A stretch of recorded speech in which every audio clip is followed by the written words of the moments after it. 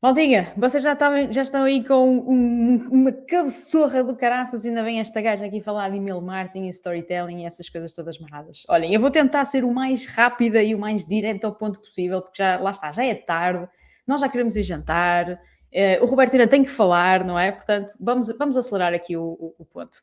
Então, eu sou a Marisa, mudei aqui um bocadinho os 4 pontos, porque já é a segunda vez que eu estou aqui no Pat Talks. Eu sou Gryffindor, ou seja, mega fã de Harry Potter, sou viajante, depois ali em part-time, porque ainda estou a recomeçar outra vez a coisa, não é? Depois da pandemia. Tenho atualmente 4 empresas ou 4 projetos, como vocês queiram falar, e sou uma pessoa que gosta muito de escrever, gosta muito de ler. Há quem me chame assim um bocado doidinha, porque eu gosto mesmo muito desta coisa de ler e escrever, ok? E uma vez que nós vamos falar um bocado de email marketing hoje, eu acho que é muito justo eu perguntar-vos aí quem é que já usa email marketing, ok? E quando eu estou a falar de quem é que já usa email marketing, eu falo especificamente quem é que envia pelo menos uma campanha de email marketing, ok? Ou seja, se é o teu caso, tu envias pelo menos uma campanha de email marketing por mês, manda aí um sim, manda um eu, qualquer coisa. Eu não estou com o YouTube aberto a ver se a minha net não vai abaixo, mas depois eu vou aí ao chat ver. Pá, se tu por acaso fores uma pessoa que não está a utilizar ainda o poder do email marketing, podes mandar um não, eu acho que fazes mal, mas também vou-te mostrar porquê, em vez de simplesmente estar a dizer que estás a fazer alguma coisa de errado, ok? Então, nós aqui nestes prints que eu estou a pôr aqui no ecrã, estes prints eles são os números de e-mails enviados, taxa de abertura, taxa de cliques, tudo isso e mais alguma coisa de 2 contas que eu giro, tá? E eu deixei essas 3 métricas sempre aí por 2 razões. A primeira é para não estar a tirar areia para os olhos e dizer que eu sou a maior e que consigo taxas de abertura de 70%, não é? Ou mais. Em segundo lugar, é para que tu consigas entender, e isto mais olhando para a primeira imagem que está ali, não é? Que diz outubro de 2021, para que tu entendas que uma taxa de 71% de abertura, quando são 59 e-mails enviados, não vai ser mais nem menos relevante do que uma taxa de 25% em mais de 1.700 e-mails enviados, ok? Então, sempre que tu tiveres a ver algum curso, a consumir algum conteúdo, ou olhar mesmo para as tuas próprias métricas, sempre que estiveres a fazer juízos de valor, tenha em conta a quantidade de pessoas, a quantidade de e-mails, não é, que foram enviados e tudo e mais alguma coisa, ok? Porque, naturalmente, uma lista com menos e-mails tem uma taxa de abertura maior, tem uma taxa de clique maior e blá, blá, blá. Uma lista com mais e-mails vai ter estas taxas ligeiramente mais baixas, ok? Isso não quer dizer, no entanto, que não exista dinheiro no e-mail, tá? Então, só para vos explicar aqui muito rapidamente, dentro destes prints, aquilo que diz outubro de 2021, isto foi uma primeira campanha de uma série de 5 e-mails enviados durante uma semana, e este tipo de e-mails, este tipo de campanhas para aquelas 1.700 e qualquer coisa pessoas, ela gerou 600 euros em vendas sem um único euro de investimento em anúncios, ok? Foi mesmo uma estratégia nossa, nós quisemos ver o quão quente a lista estava, quão pronta ela estaria para comprar, e então nós conseguimos fazer, ao longo de uma semana, cerca de 600 euros em vendas só usando e-mail marketing.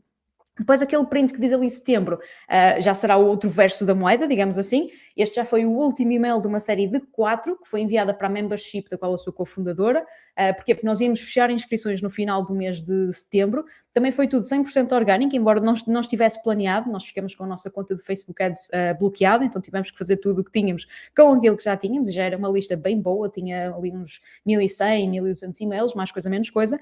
E então, como nós íamos fechar as inscrições da membership, porque antes estava sempre aberto, depois começamos a fazer uma coisa mais assim ao jeito do PAD, de abrir de vez em quando, não é?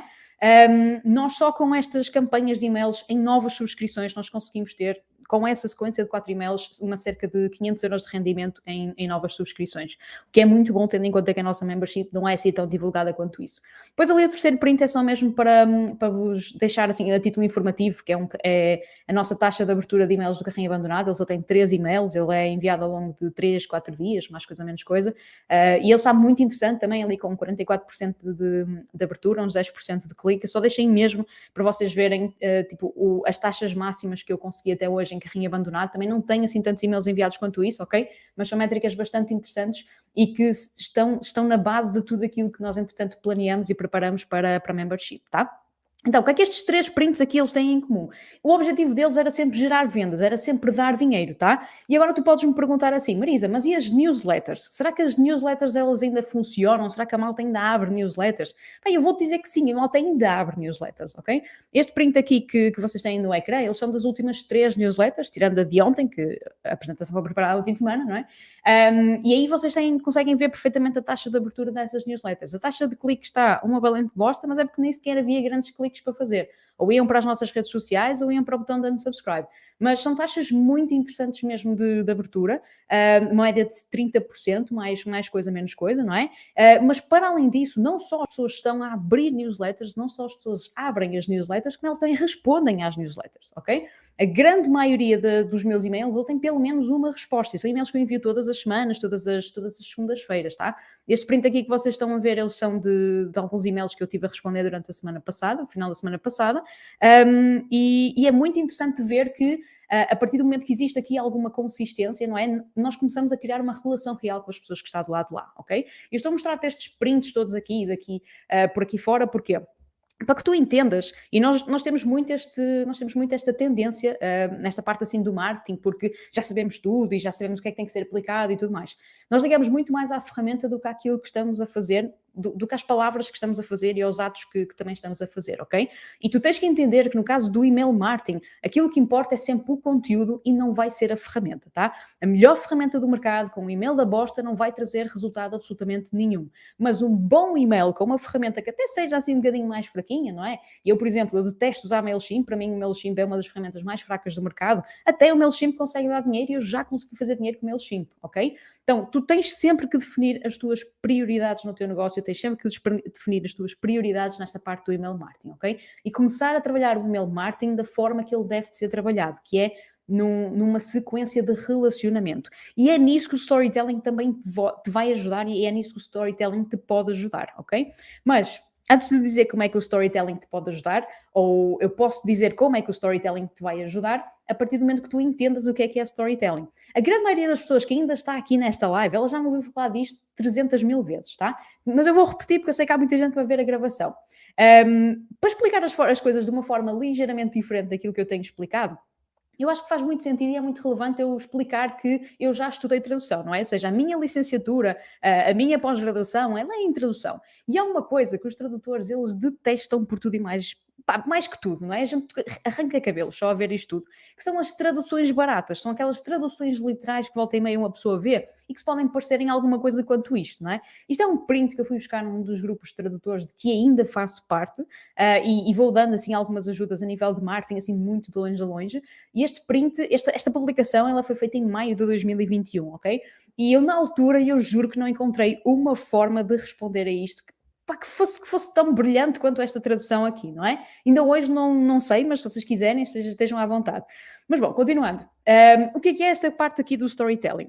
Lá está, eu não gosto de traduções literais, eu estudei tradução, não gosto nada dessas coisas das traduções literais e tal, então eu pessoalmente detesto que digam que storytelling é a arte de contar histórias. Pá, não é que seja mentira, pessoal, ok? Só que não se aplica a marketing de uma forma assim tão simples quanto isso, não é? Porque dizer que storytelling é a arte de contar histórias é basicamente estragar o storytelling. Porque tu podes usar storytelling para explicar storytelling, para simplificar, não é? Para criar aqui uma conexão. Então, para mim, storytelling é esta definição que está aí no ecrã. É fazer com que os meus clientes consigam perceber a minha mensagem de uma forma tão clara que eu vou invariavelmente acabar por vender sem vender, não é?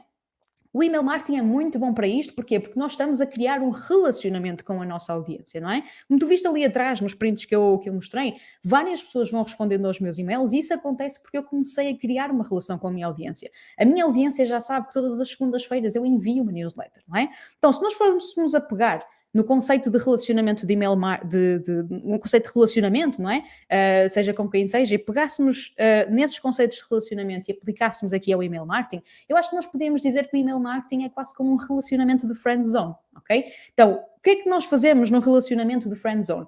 Nós vamos agregando valor, nós vamos gerando confiança, nós vamos gerando ali uma conexão e só depois é que eventualmente pode haver ali uma conversão, não é? Só depois é que pode haver ali qualquer coisa em troca. Inclusive, anda aí uma trend, não é? No Instagram, que é tipo, está aí um casalito no carro, no sofá, seja lá onde eles estiverem, não é? E estão a ouvir uma musiquita engraçada, depois de repente, pô, mas há ali um beijo e aí é que vem, daí é que vem a parte da conversão. Nós, quando estamos numa friend zone de relacionamento, quando estamos num relacionamento de email marketing, é isto que nós estamos constantemente a fazer. Lá está, estamos a dar o nosso melhor, não é? Em prol do outro e isso vai se sentir do outro lado. estas relações de friendzone que aparecem lá nas trends do Twitter, elas só vão realmente acontecer porque sentiu-se de ambos os lados, ou sentiu-se do lado que estava a fazer a friendzone, que existe ali muito valor e que aquilo também tem que ser explorado, não é? Então, é perfeitamente possível pegar nesse tipo de conceitos, é perfeitamente possível pegar no email marketing, não é? E aplicar este tipo de relacionamento, seja qual for o tipo de área que tu trabalhes, seja qual for o tipo de serviço que tu vendes, o tipo de produto que tu vendes, o tipo de e-commerce que tu tenhas também, não é? É por isso que fala-se mesmo muito nos funis de venda. O funil de venda não vai existir sem email marketing, ok? Então é muito importante que nós saibamos como começar a pegar naquilo que é o core do storytelling e a introduzir também dentro daqui do email marketing, ok? Então vamos ver como é que nós na prática podemos fazer isso. E eu chamei a isto na prática, mas eu vou já deixar as vossas expectativas em baixo, porque tudo aquilo que eu vou dizer são coisas que vocês vão dizer aí desse lado, que já sabem que tem que ser assim, mas que eu quase garanto que há pelo menos uma ou duas que ninguém aplica, tá? E quando eu estou a dizer que ninguém aplica, estou a dizer que tu se calhar aplicas a primeira e a terceira, mas não vais aplicar a segunda, não é? Ou até aplicas a primeira, mas se calhar não aplicas tanto a segunda e a terceira. Portanto, presta bem atenção, porque se aplicares as três ao mesmo tempo, é impossível que os teus e-mails não tenham resultado, tá? Em primeiro lugar, há que escrever com intenção e com valor. De que forma, Marisa? Então é o seguinte, quando tu tens uma estrutura sólida, que leva as pessoas a abrir o teu e-mail antes de mais nada, ou seja, tem que ter um assunto que vale a pena abrir, não é? Tu tens que ter uma estrutura que leva a pessoa a ler até ao fim. Tu tens que, inclusive, ter ali uma ação para a pessoa cumprir. E essa ação pode ser um botão de unsubscribe, essa ação pode ser um botão de vai aqui ao meu site ver o meu novo artigo de blog, vai ver um novo post que eu fiz no Instagram, etc. Não é? Mas uma coisa é certa, se a pessoa não abre o teu e-mail, se aquele assunto não é, como se diz em inglês, compelling enough, não é? Não chama assim tanto a atenção das pessoas, tudo o que tu acabaste de escrever, todas as horas que tu dedicaste a escrever aquele e-mail, é lixo, é autêntico lixo, porque vai literalmente pegar ao lixo, não é? Então, vamos fazer já uma coisa por aqui, pessoal, vamos comprometer-nos assim, uma pinky swear e coisas assim do género. Vamos nos deixar de filosofias em assuntos de e-mail, está bem? Há que dizer às pessoas qual é que é o problema que nós vamos resolver, qual é que é a transformação que nós vamos gerar, qual é que é a história que nós vamos contar, tá? Nos meus e-mails, por exemplo, eu tento sempre usar pelo menos dois. Ou a história mais o problema, ou a história mais a transformação. Mas eu uso sempre história. Para mim, a história é a minha forma de dar contexto à minha audiência. E numa das últimas newsletters, por exemplo, acho que foi há 2 semanas, ou a semana passada, já não lembro muito bem, eu falei muito de fracassos. E eu incluí os meus fracassos. E eu disse claramente que não fazia sentido estar para ali a falar de fracassos sem falar dos meus fracassos. E fazer com que a pessoa do outro lado sentisse que eu também sou humana, assim como ela também é humana, não é? Então esse e-mail ele agregou valor. E embora não parecesse naquela altura, esse e-mail teve uma intenção muito clara, que daqui a umas semanas a minha mailing list também vai saber, ok? Número 2, analisar sempre as métricas. Já se falou muito disso aqui neste Pad Talks. Nós temos tudo na nossa mão, malta. Tudo. Nós temos tudo para aumentar a interação nas nossas mãos. Nós é que não fazemos porra nenhuma com isso, não é? Vamos imaginar aqui dois cenários. Se nós conseguimos enviar 5 e-mails sobre 5 assuntos diferentes, quais é que vão ser aqueles 2 e-mails que têm melhores taxas de abertura e melhores taxas de clique? É que esses 2 e-mails são provavelmente os assuntos e os conteúdos que nós devemos continuar a abordar mais aprofundadamente, não é?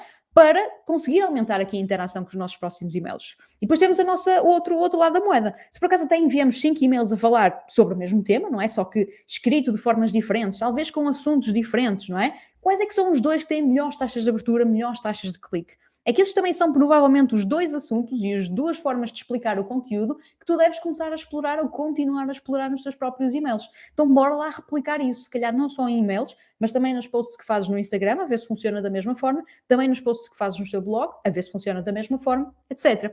Analisar aqui as métricas e ter as tuas métricas bem definidas, não é? Elas também são uma forma ou são uma grande parte de construir uma boa história, de construir uma boa narrativa. E eu quase que garanto, e lá está, esta era uma daquelas que eu quase que sabia que se calhar vocês não tiravam grande partido dela, não é? Ou grande parte das pessoas não tira grande partido dela, é que a maior parte das pessoas olha para os números, mas não olha novamente, por exemplo, para o e-mail, para pensar na razão porque é que aquilo correu melhor ou pior. Tu estás a ver ali aquela taxa de 20% de abertura, mas não estás a pensar no porquê daquela taxa de 20% de abertura, não é? Muitos dos meus conteúdos, muitas das coisas que nós criamos hoje, muitas das coisas que eu falo no YouTube, muitas das coisas que eu falo nas minhas newsletters, não é? Tudo isso é fruto de eu analisar as métricas. Muitos dos meus e-mails, os mais recentes, não é? Eles começam com uma pergunta. Porquê? Eu comecei a pensar, há coisa de 4, 5 meses, quais é que eram os e-mails que tinham a taxa, 30% de taxa de abertura, peguei nesses todos, não é? Que eles tinham mais, e comecei a ver o que é que eles tinham em comum. E aí eu cheguei à conclusão que a grande maioria deles tinha sempre perguntas. Sempre que eu fazia uma pergunta, aquilo tinha tendência a ter uma maior taxa de abertura. Depois olhei para o outro lado da moeda. Então, aqueles e-mails que têm menos taxa de abertura, qual é que é o problema deles, não é? E eu percebi que era conteúdo mais técnico. Sempre que eu tinha conteúdo mais técnico, sempre que eu tinha conteúdo que não estava relacionado com produção de conteúdos, a taxa de abertura, ela diminuía drasticamente. E a de clique também, não é? Então, isso ajudou-me a preparar a narrativa para os próximos e-mails e continua a ajudar-me a preparar as narrativas para os próximos e-mails. É uma coisa seca de fazer? Completamente, mas vai ajudar-te muito no longo prazo, tá? Depois, obviamente, responder às pessoas. Então, tu viste ali atrás que o pessoal responde, mas nem sempre foi assim. Eu já senti que estava a falar para o boneco. Mas é assim, à medida que a malta vai respondendo, eu também vou respondendo. E depois outras pessoas vão respondendo, e outras pessoas, não é? E isto tudo vem de nós também percebermos, e também eu acho que nós nos esquecemos disso muitas vezes, que a comunicação ela tem sempre dois sentidos. Não é só nós esbardalharmos ali para as pessoas e esperarmos que elas nos respondem e que interajam connosco e nós ficamos sentados na cadeira à espera que o resto aconteça. Pá, nós não somos mais do que ninguém. Ok? Tu não és mais do que ninguém, eu não sou mais do que ninguém. Então nós temos que nos relacionar com a nossa audiência para que ela também se interaja mais connosco e se relacione mais connosco, tá? Eu já estou a exceder aqui o tempo, mas eu vou deixar aqui uns últimos conselhos, tá? Nunca falhar na consistência, porque é mesmo muito importante. É preferível que tu te comprometas com menos e-mails mensais, se for preciso, mas que sejas absolutamente consistente. É uma vez por mês, é uma vez por mês. Não enviar só e-mails quando apetece, não enviar só e-mails quando vais vender. Fala com a tua audiência. Faz com que a tua audiência quase que veja em ti aquele guru, aquele mentor, o que quer que seja que nome que tu te queiras chamar. Mas ela tem que ver em ti uma solução para um problema, ok? Senão, o que é que vai acontecer? Aqueles leads que tu tens atualmente, eles vão ser tipo aquele primo ou aquele tio com quem tu já te deste muito bem, mas agora já é aquele tio afastado. Perdeu-se aquela ligação, perdeu-se aquele elemento de conexão e vocês agora já nem falam praticamente nada, não é? E pensa nisto, tu já pagaste por aquele lead. Tu podes ter pago dinheiro, não é? Através de anúncios e conseguiste aquele lead e ok, muito bem, parabéns. Ou podes ter pago tempo. Toda a gente que está aqui no Patox e que está a conseguir ter leads está a pagar com o seu tempo. Então, valoriza isso, valoriza o teu lead, porque é o teu dinheiro que está em jogo, tá? E o último conselho, sempre conta a tua história, porque há uma razão para tu fazeres o que fazes, há uma razão para o teu cliente fazer o que faz, há uma razão para a forma como tu lidas com as coisas, há uma razão para a forma como o teu cliente lida com as coisas, não é? Então use sempre aqui a tua história, porque ninguém, e venha ninguém dizer o contrário, ninguém gosta de vendedores, mas toda a gente gosta de histórias. E porque toda a gente gosta de histórias, a pessoa mais poderosa de uma sala vai ser sempre o storyteller, vai ser sempre aquela pessoa que consegue trazer uma narrativa e uma história para contar, mesmo que esteja a vender ou não, tá? Muito obrigada, malta, desculpem aí estar a interromper aqui o tempo, não se esqueçam de seguir no Instagram, @busy.pt, e podem fazer assim a leitura aí do QR Code, para fazerem parte da nossa mailing list também. Todas as segundas-feiras e-mails e eu envio pelo menos mais 2 das lives também.